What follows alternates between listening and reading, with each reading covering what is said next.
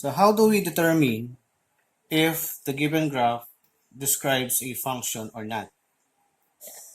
So to determine if the given graph describes a function or not, we're going to use the vertical line test. So the rule says that a vertical line drawn at any part of the graph should only intersect the graph at exactly one point for it to describe a function. Let's have figure 1, where the graph is a straight line inclined to the right.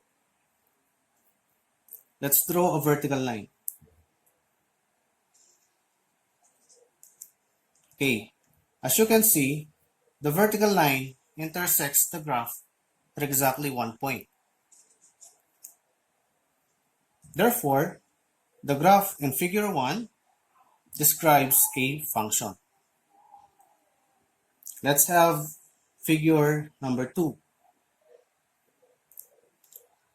Let us draw a vertical line. Okay. If you'll notice, the vertical line intersects the graph at 2 points. Therefore, figure 2, where the graph is a circle, does not describe a function. How about figure 3?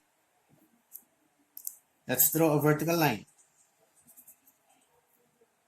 Okay, so the vertical line intersects the graph at exactly one point. Therefore, the graph in figure 3 also describes a function.